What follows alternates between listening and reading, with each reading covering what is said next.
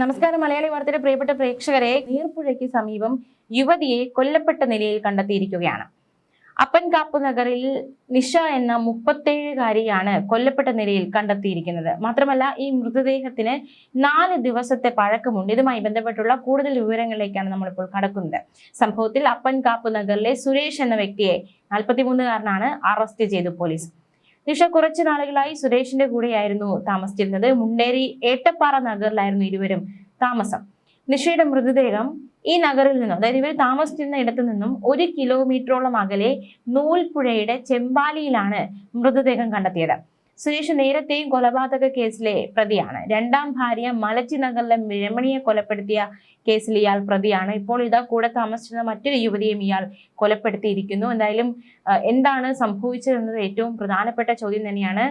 മുണ്ടേരിക്കടുത്ത് മേലെ മുണ്ടേരി നീർപ്പുഴയ്ക്ക് സമീപമാണ് മൃതദേഹം കണ്ടെത്തിയത്. മൃതദേഹം കണ്ടെത്തിയതോടെയാണ് കൂടുതൽ വിവരങ്ങളൊക്കെ പുറത്തു വന്നത്.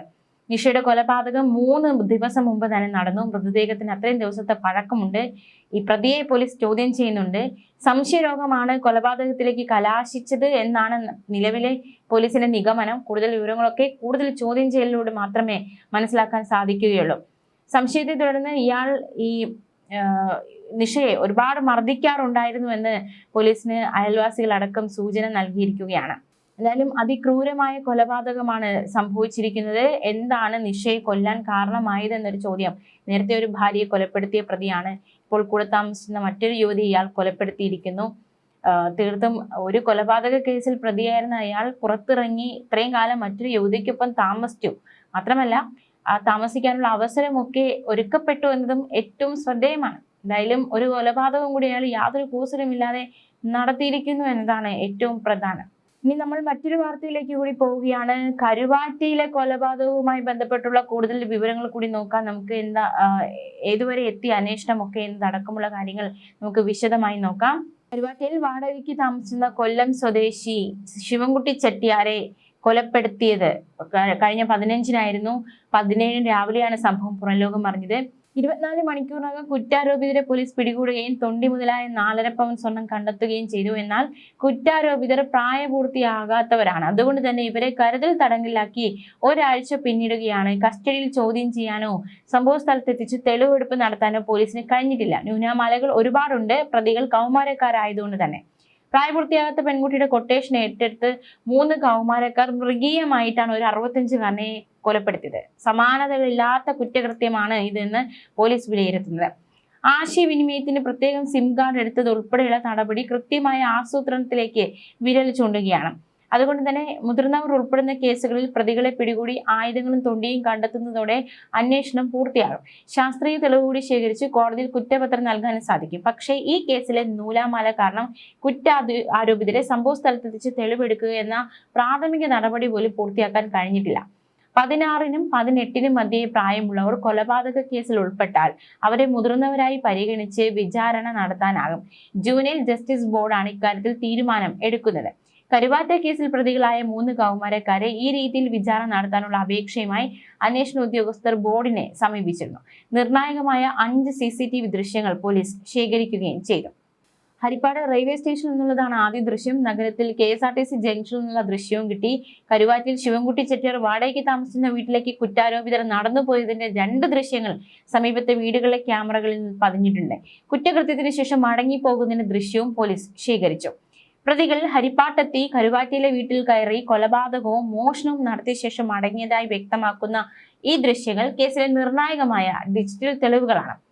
ഈ സമയം പ്രതികൾ ധരിച്ചിരുന്ന വസ്ത്രങ്ങൾ കണ്ടെത്താനുള്ള ശ്രമവും കൂടി പോലീസിന്റെ ഭാഗത്തു നിന്നും.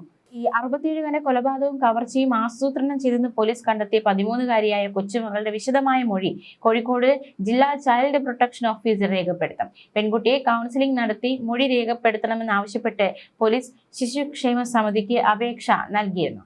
പെൺകുട്ടി കോഴിക്കോട്ടെ ഒബ്സർവേഷൻ ഹോമിലായതിനാലാണ് ശിശുക്ഷേമ സമിതി കോഴിക്കോട് DCPOയെ ഇതിന് ചുമതലപ്പെടുത്തിയത്.